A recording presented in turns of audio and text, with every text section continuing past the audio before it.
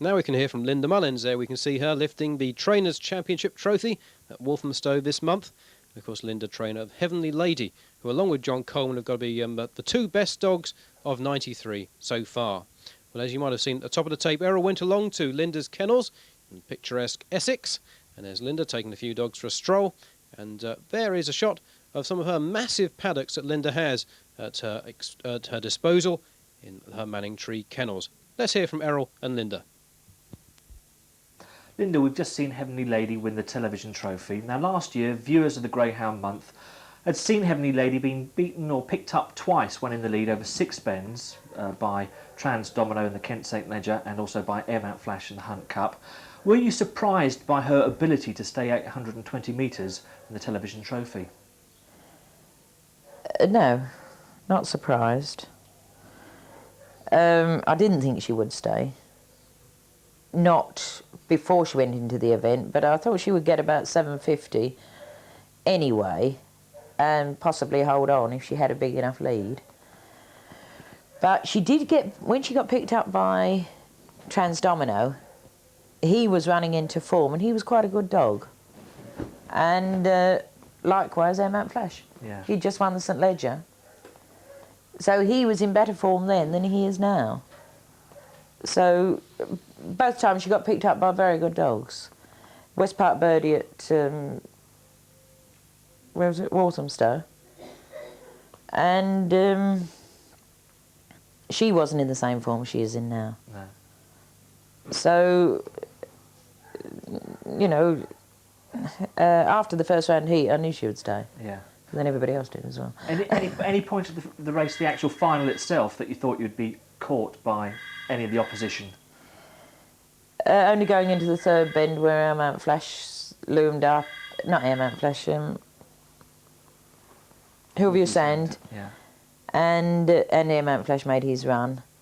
But she kept plugging away, and then of course I couldn't wait for the line to come. Well, now she's proven herself over 820 metres, the proper marathon trip. Will she be campaigned over distances of that ilk? No, not necessarily. She'll go for... She's running at Reading on Saturday, 660. Yeah. We won't keep her to the 820 all the time, unless there's something big to come up for. For instance, later in the year, there's always the problem, there's either the Cesarewitch or there's something like the Grand Prix and the Ledger. Would you be more in favour of I'd be more in favour of going for the St Ledger. Right. Than the Cesarewitch. The Cesarewitch is at Bellevue, which is a bit more testing. I don't think so. I mean, you've got to play it by ear. That's a long way away anyway. Yeah, yeah. She's had a very busy campaign this year so far, since, I mean, she's been on the go since January anyway. Yeah. I remember she was in the Golden Jacket and... of course, onto the Kearns Memorial as well. Now, when's she due in season, and if she does come in season, would you suppress her? She was suppressed in December. She hasn't been done since, but I don't know. I think the owner will probably like her to come into season. Right. So you've got to go on what the owner's... Yeah. I mean, are you for suppressing bitches? I am, yes. It doesn't affect them for breeding. Right. Greyhound's life is very short. And with a bitch, if they come into season every 6 months, you never see the best of them. Yeah. Unlike dogs, where they can keep going, providing they stay injury-free.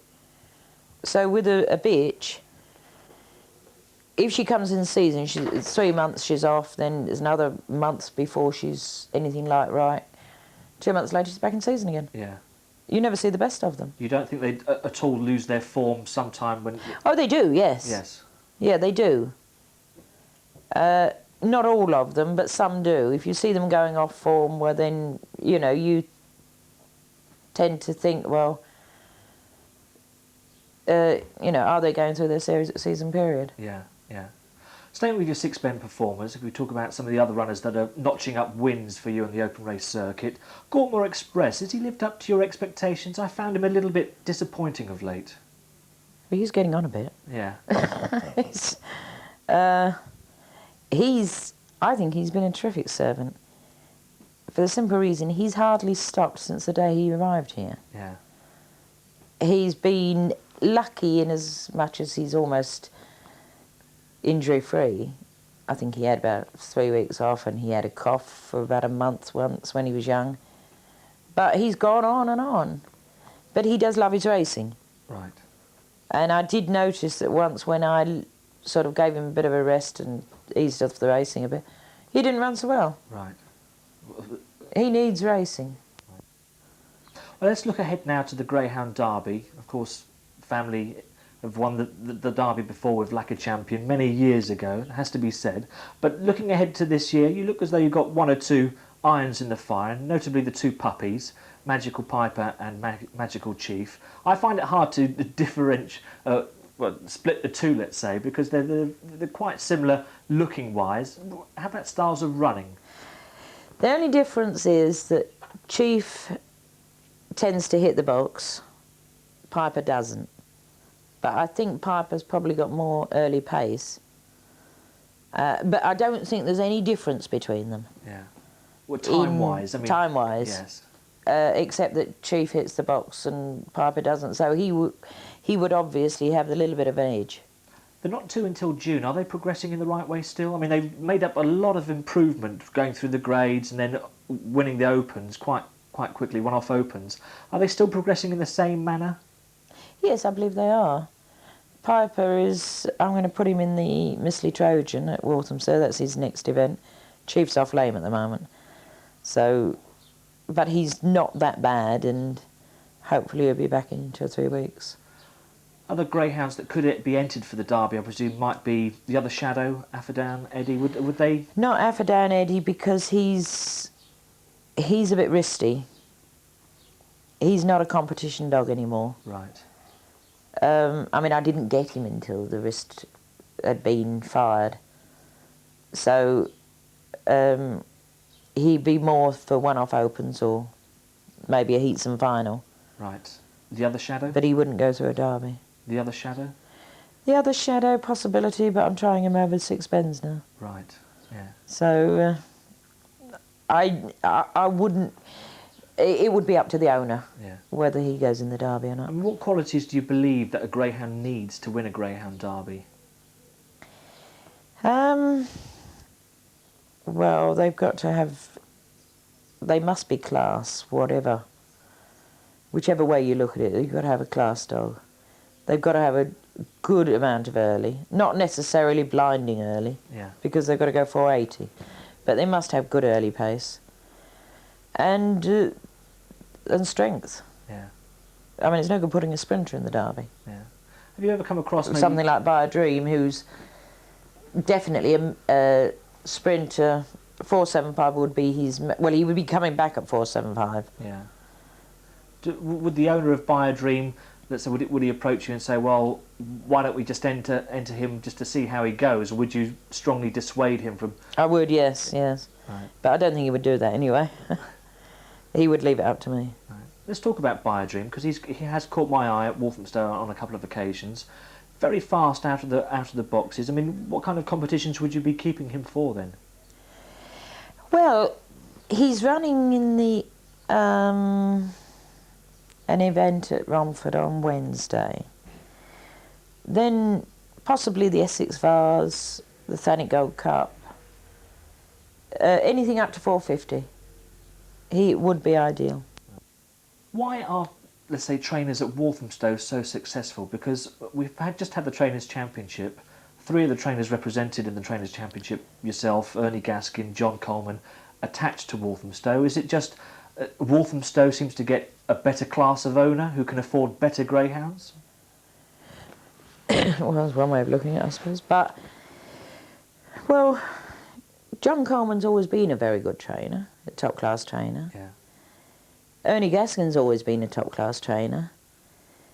And I've always tried to do my best. So, Graham Sharp, I believe, won the television trophy, and so did Dickie Hawkes. Yeah. You know, they're all... But I think it's probably that you do get you've got to have a better class of dog there. Yeah. The grade is so high that you have got to try, and you get better class of owners, I suppose. Maybe they're a bit richer than other tracks. I don't know. I would say it's the competition. Yeah, success breeds success. Well, it does, because it's like anything. To be good, you must have good competition. You've only got to look at our government. Yeah. I mean, they're no good because the opposition's no good. So, if there is a good opposition, you've got to be good to stay there. Yeah. And to keep trying, you must have competition, whatever you do. So, I suppose it's that. It's the competition against each other that makes it. You've got to have better dogs. You've got to be out. You've got to work. And is it easy to persuade owners to go out and buy better dogs these days? Where are they going to get the money from? No, I was just wondering. I mean, everyone seems to hint that the recession may be ending. I mean, have you found that with any of your owners saying, "Well, now I feel as though I could go out and buy a Derby dog"? Well, I suppose I don't think it's ending in as much, because I suppose it is ending because they say it's ending. But we didn't feel the bite of it until the last 12 months. Right. Now, it's been going on for 4 years. Yeah. But it didn't reach us until the last 12 months. Last summer, I thought it had really started to bite then. Yeah. And I was getting a bit concerned. But then all of a sudden it picked up again. In what way you were getting concerned? Owners just finding it hard to pay bills? The dogs weren't coming in. Right. You know, there weren't any new ones coming through. And I thought, well, this is the recession biting. But then all of a sudden, 3 weeks later, we're back on, full up again. You've also got Wheres The Limo standing here now at stud. Is he proving popular as a stud dog? He was. I don't think the bitches are about. There's too many stud dogs, not enough breeding going on. That's part of the recession. Yeah. I've got a litter now they're 7 weeks old now, and I think he's got a bitch coming in a week's time. But it's been very slow, and I think if you spoke to any of the stud keepers, it's the same everywhere. Would you be tempted to send him over to Ireland No. to see how he performed? You'd rather have him on your premises? No, even if he didn't get any bitches, he stays here. Yeah. No, I want him looked after. And I'm not saying they won't look after him, but I know I will. Well, it's heartening to hear such good news about one of our favourite dogs there, Wheres The Limo. And there are a few baby Wheres The Limos. And there's Mum Toby's Delight coming in to see what all the commotion's about. Pups always like the attention, and we like giving them the airplay here on the Greyhound Month. Superb to see some new blood coming into the sport. Maybe another top-class sprinter amongst these youngsters. Well, here's a quick pan around some of the very large paddocks that Linda has at her Manningtree Kennels.